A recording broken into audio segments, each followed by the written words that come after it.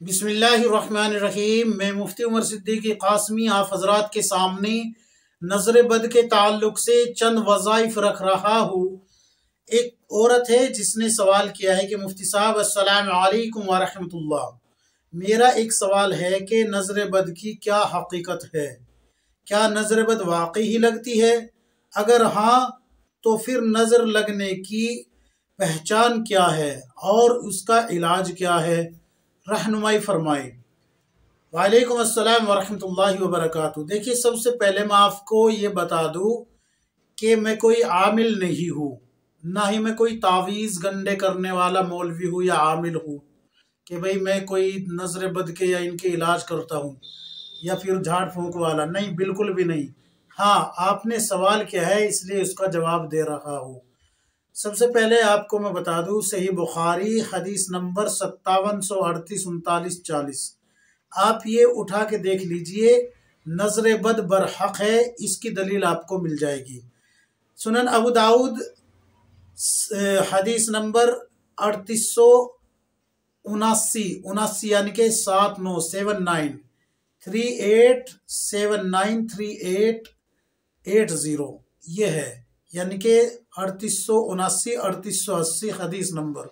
आप जब इन्हें उठा के देखेंगे तो अबू दाऊद में एक रिवायत तो ये है कि रसूलुल्लाह सल्लल्लाहु अलैहि वसल्लम ने फरमाया कि नजर बद बरहक है, नजर बरहक है, ये लगती है। और एक रिवायत हजरत आयशा रदियल्लाहु अन्हा से इसी में ये भी मौजूद है अबू दाऊद में कि किसी शख्स को नजर लग गई थी तो रसूलुल्लाह सल्लल्लाहु अलैहि वसल्लम ने फरमाया कि इसको नजर बद लग गई है तो इसके लिए क्या करना है। यानी कि वो आप सल्लल्लाहु अलैहि वसल्लम फरमा रहे हैं कि इनके लिए ये करना है कि जिसकी नजर लगी है उनसे वजू कराया जाए और वो पानी किसी बर्तन में जमा किया जाए।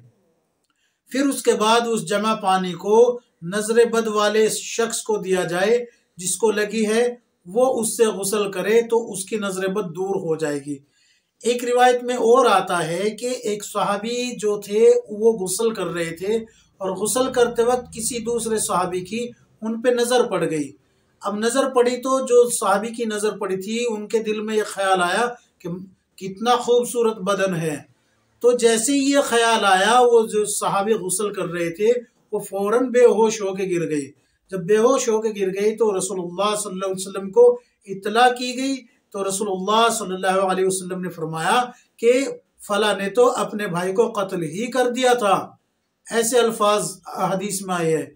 क्यों? इसलिए कि उसने नजर लगाई है, इनको नजर बद लगी है, लिहाजा उनको चाहिए कि वो वजू करे और वजू का पानी उनको पेश किया जाए और वो पानी से गुस्ल करे। जिसको नजर लगी है वो फिर गुस्ल करे। नजर लगाने वाला पहले वजू करे, फिर उस पानी को एक बर्तन में जमा किया जाए और बर्तन में जो पानी जमा है वो फिर नजर बद जिस पे लगी है उसके ऊपर डाल दिया जाए, यानी गुस्ल करा दिया जाए, तो नजर बद का असर खत्म हो जाएगा। लेकिन आज माशरे में अगर ऐसा अमल करेंगे तो एक फसाद खड़ा हो जाएगा, क्योंकि सहाबा इकराम तो आप सल्लल्लाहु अलैहि वसल्लम के पैरू थे, एक एक अदा को क्या करने वाले थे, फॉलो करने वाले थे। अगर आज आप किसी को कहेगी या कहेंगे कि भाई तेरी नज़र लग गई है, वजू कर और पानी जमा कर, तो वो एक फसाद खड़ा हो जाएगा। लिहाजा इसके अलावा भी अल्लाह के नबी सल्लल्लाहु अलैहि वसल्लम ने, सहाबा इकराम ने और उलमा इकराम ने बहुत सारे वज़ाइफ मुंतखब किए हैं कुरान और हदीस की रोशनी में। आप उनको करेंगे तो इंशाअल्लाह नजर बद दूर हो जाएगी। अब सबसे पहले मैं आपको बता दूं कि नजर बद की अलामतें क्या है। देखिए, अगर आपको पहले से कोई ऐसी बीमारी नहीं थी और ये एकदम से ऐसा होता है आपके साथ, जैसे कि बेहोश हो जाना, सर चकरा जाना, सर में एकदम से दर्द हो जाना, गर्दन और कंधों का भारी हो जाना, आंखें झपकी रहना यानी कि भारीपन रहना, पेट में दर्द हो जाना, वोमिट की शिकायत यानी कि उल्टी, कै होना और जोड़ों में दर्द हो जाना, एकदम बदन गिर जाना, ये सारी की सारी अलामतें नजर बद की है। और अगर आपके अंदर कोई ऐसी बीमारी पहले से मौजूद है, जैसे कि कॉन्स्टिपेशन हो जाना, कब्ज हो जाना, गैस बनना, खट्टी डकारे वगैरह आना, या बीपी का हाई हो जाना या लो हो जाना, या फिर जो है हार्ट की प्रॉब्लम होना, तो फिर आप पहले डॉक्टर को दिखाए, नजर बद के चक्कर में ना पड़े। नजर बद बरहक है, लेकिन हो सकता है कि आपको नजर बद ना हो के बल्कि आपको ये प्रॉब्लम हो रही हो कोई, तो पहले आप डॉक्टर को दिखाएं। अगर डॉक्टर क्लीन चिट दे देता है कि आपको इनमें से कुछ भी नहीं है, तो फिर आप नजर बद कह सकते हैं उसको, फिर आप उसको नजर बद कह सकते हैं। अब ये भी नहीं होता कि भाई एक आदमी जो है किसान है और वो जो है उसमें लिथड़ा हुआ है मिट्टी में, या एक मजदूर है वो मिट्टी में लिथड़ा हुआ है और उसको नजर बद लग जाए। नजर बद लगने के लिए जरूरी है कि उसके अंदर अट्रैक्शन मौजूद हो, चाहे फिर वो किसान मिट्टी में ही लिथड़ा हो क्यों ना हो, अट्रैक्शन मौजूद हो। सामने वाला जब आपको देखे तो एकदम से कहे वाह, इस तरीके से। तो अगर ऐसा हो रहा है, कभी कभी इंसान खुद को देख के भी आईने में कहता है वाह तू कितना खूबसूरत है, तो कितनी खूबसूरत है, तो खुद की भी नजर लग जाती है। तो अगर ऐसा कोई अमल आपके साथ हुआ है तो फिर नजर बद है। और इसका इलाज एक तो वो वजू वाला मैंने बताया ही है, लेकिन इसके अलावा आपको क्या करना है, 10 मरतबा सूरह फातिहा यानी कि अलहम्दु शरीफ पढ़नी है, 10 मरतबा सूरह फलक यानी कि कुल आऊज़ु बिरब्बिल फलक पढ़ना है, 10 मरतबा सूरह नास यानी कि कुल आऊज़ु बिरब्बिन नास।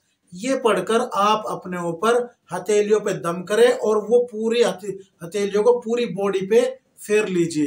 पानी पे दम करें, इसी तरीके से पानी के छींटे अपने चेहरे पे, सीने पे और सर के बालों में मारे और बाकी बचा हुआ पानी 3 मरतबा सांस यानी कि 3 सांस में अल्लाह का नाम लेके बिस्मिल्लाहिर्रहमानिर्रहीम पढ़ के पी लीजिए। इसके बाद फिर आपको क्या करना है, 3 मरतबा एक दुआ पढ़नी है। बिस्मिल्लाह, देखिए जो मैं बता रहा हूँ बिस्मिल्लाहिर्रहमानिर्रहीम नहीं पढ़ना, बल्कि इतना पढ़ना है, बिस्मिल्लाह अल्लाहुम्मा अज़हब हर्रहा व बरदहा व वस्बहा, बिस्मिल्लाह अल्लाहुम्मा अज़हब हर्रहा व बरदहा व वस्बहा, बिस्मिल्लाह अल्लाहुम्मा अज़हब हर्रहा व बरदहा व वस्बहा। इस तरीके से 3 मरतबा पढ़े, दम कर दे। दम करने के बाद फिर कहे कुम बिइज़्निल्लाह, के अल्लाह के हुक्म से खड़ा हो जा। इंशाअल्लाह, चाहे वो मर्द है, औरत है, बच्चा है, कोई भी है, चाहे बूढ़ा है, कोई भी है, औरत मर्द बूढ़ा जवान कोई भी है, सबके लिए यही हुक्म है जो मैंने बताया है। इस तरीके से पढ़ के दम करे, इंशाअल्लाह फौरन नजर बद दूर हो जाएगी। ये तमाम जो मैंने आप हजरात को बताए हैं इसके हवाले में पहले पढ़ चुका हूँ। इस दुआ का हवाला हिस्न हसीन सफ़ा नंबर 244 पे आपको मिल जाएगा। अल्लाह तबारक व तआला हम सबको किताब व सुन्नत के मुताबिक जिंदगी गुजारने की तौफीक अता फरमाए। आमीन या रब्बुल आलमीन।